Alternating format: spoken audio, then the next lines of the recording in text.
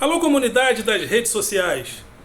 Mais uma vez aqui para tratarmos de mais um tema. Mas antes de entrarmos no tema de hoje, gostaria de solicitar a você mais uma vez que você se inscreva no canal, que você dê o seu like, que você faça o teu comentário e que você compartilhe o nosso material com outras pessoas. Sobretudo que você dê like agora para você não se esquecer, comente, compartilhe, para que os nossos vídeos cresçam e apareçam nas plataformas do YouTube. Sobretudo se você compreende a importância dos objetivos deste canal, que é trazer, convocar a classe dos professores para participarmos do debate público, para que a gente faça a partir do chão da escola pública também uma democracia representativa. Por quê? Porque nós, professores, estamos aí no dia a dia junto a essa grande multidão que passa pela escola pública, mas que está aí no debate público apenas às vezes na rede social, de uma maneira meio atabalhoada, às vezes meia alienada, às vezes certos temas importantes são temas alienígenas.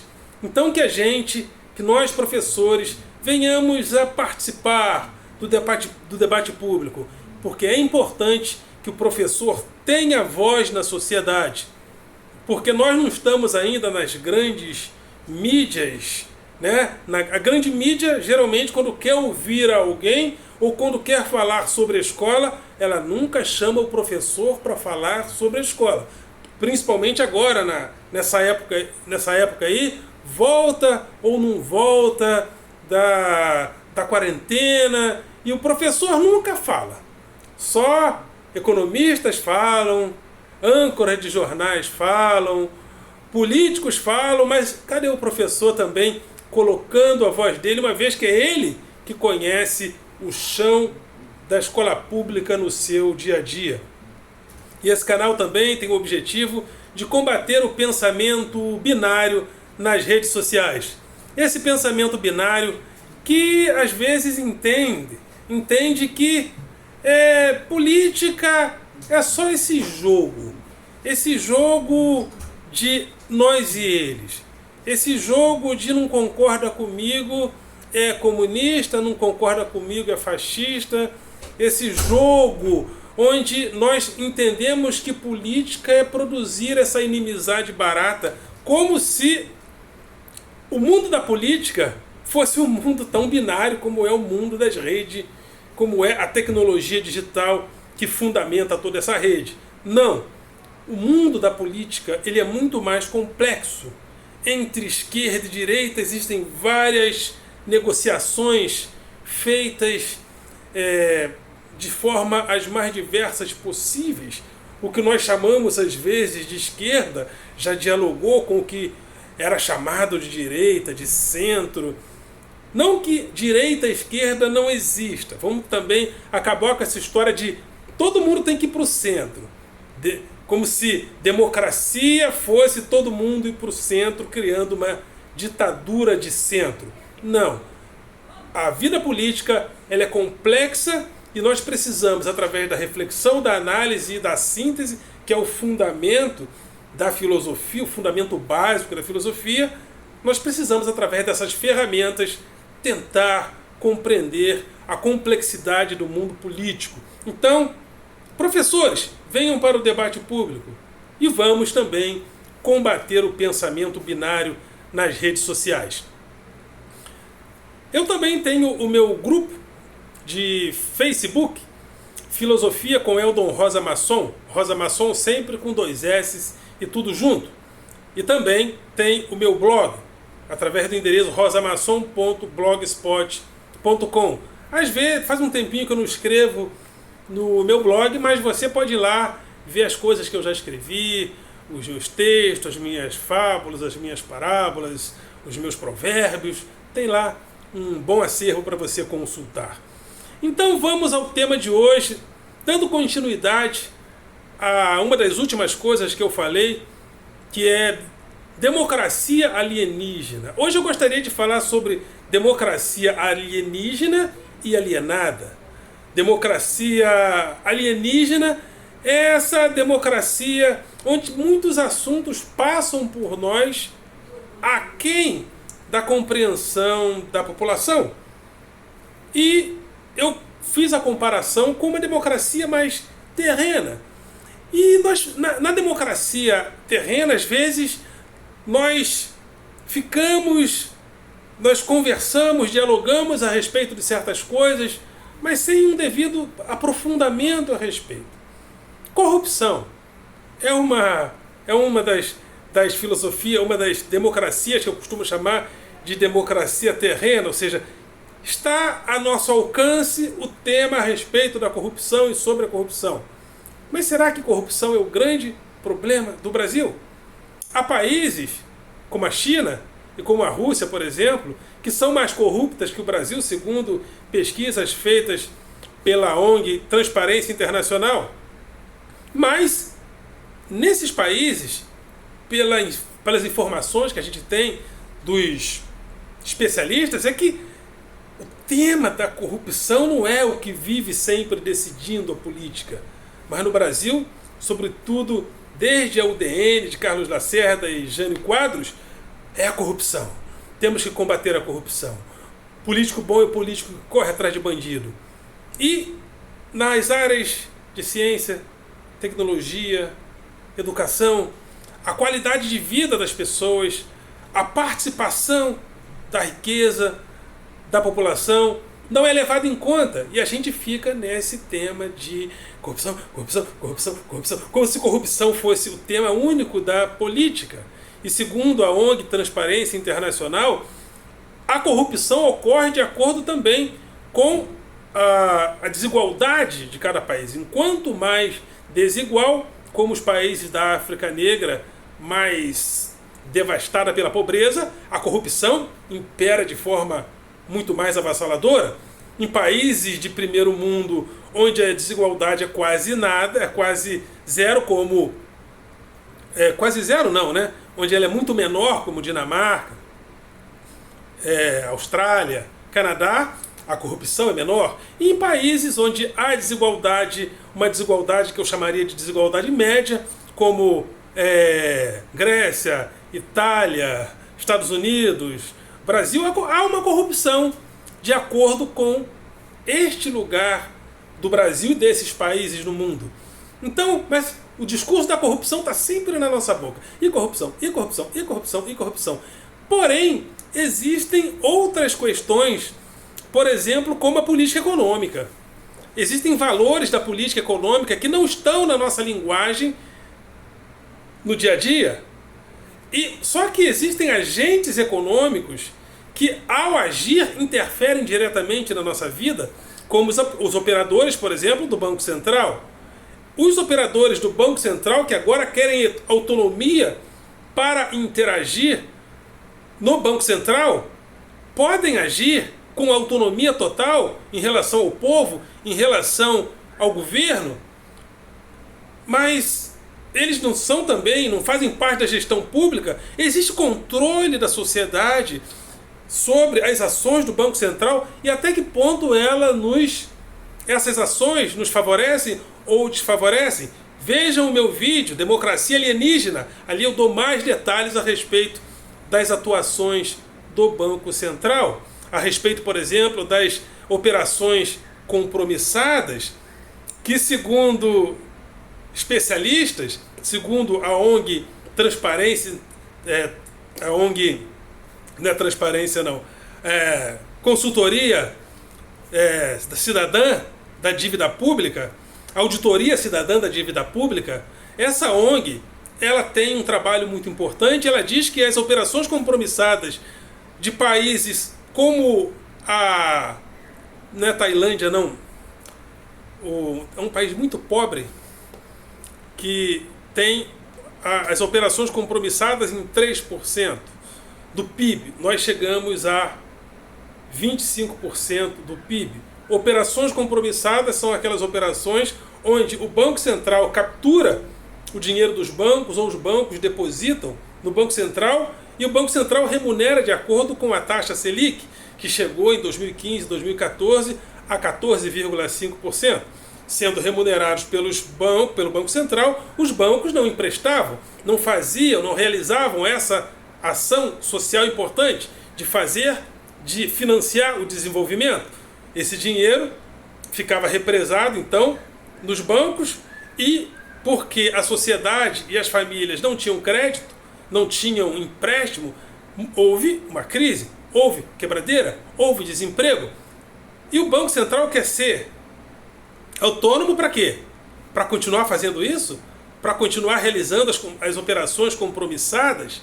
E a PL 3877, que já passou no Senado e agora vai para a Câmara, onde o Banco Central propõe, onde quem propôs diz que o Banco Central, a partir da aprovação dessa medida, dessa PEC, né, PL 3877, Projeto de Lei 3877, vai poder remunerar os bancos sem medida e sem informar o impacto orçamentário dessas medidas na vida da sociedade.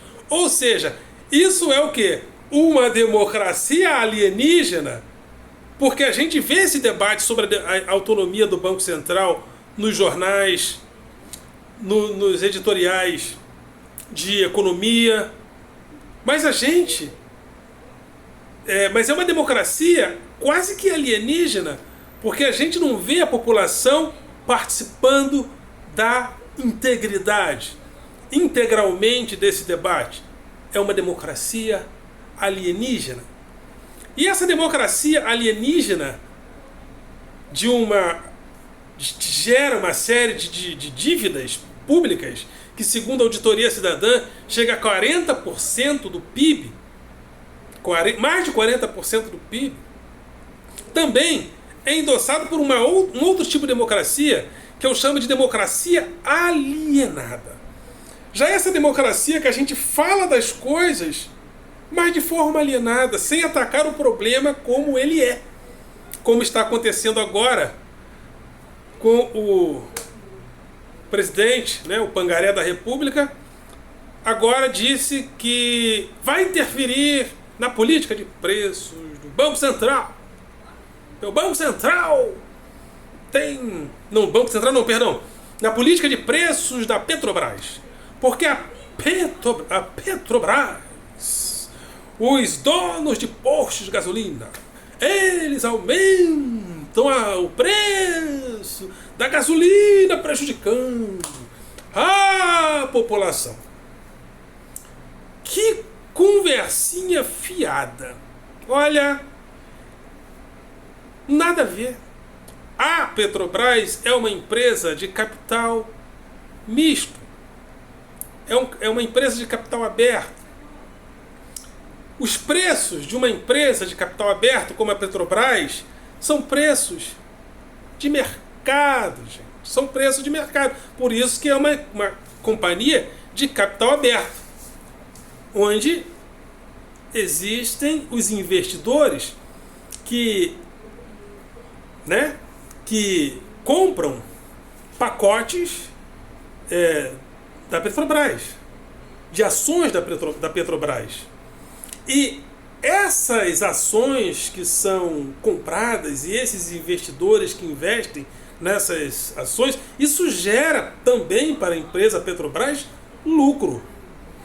E esse lucro, essa austeridade da Petrobras em atrair investidores, ela não pode ser influenciada apenas por uma ação direta de um presidente que diz para as pessoas que o papel da Petrobras é vender gasolina. Gente, o papel da Petrobras não é só vender gasolina. Para que serve a Petrobras? Você pergunta para um bolsominion. A Petrobras existe para vender gasolina. Pergunta para qualquer bolsominion, ele vai te dizer isso, que a Petrobras existe para vender gasolina. É só esse o papel da Petrobras. Não, bolsominion. A Petrobras é uma empresa subsidiária.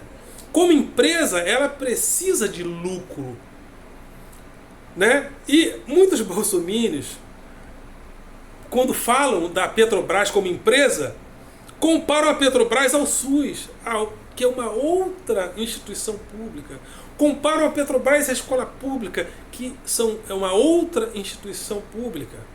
Não, a Petrobras como empresa, ela precisa de lucro e obedecer os preços de mercado, que são realizados em dólar, porque a Petrobras é financiadora de vários projetos nacionais, de vários projetos na sociedade que tornam a nossa vida melhor, que tornam a nossa vida mais barata, porque a Petrobras, os royalties do petróleo, influenciam, financiam a educação, as universidades, as pesquisas, a ciência, o cinema, o teatro, o futebol e tantas coisas.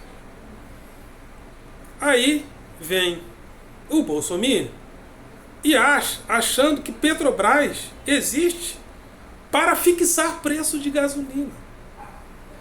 Se o presidente interfere na Petrobras, como ele está interferindo, simplesmente o preço das ações da Petrobras baixam e, consequentemente, baixando o preço da gasolina, do óleo diesel, da gasolina, né?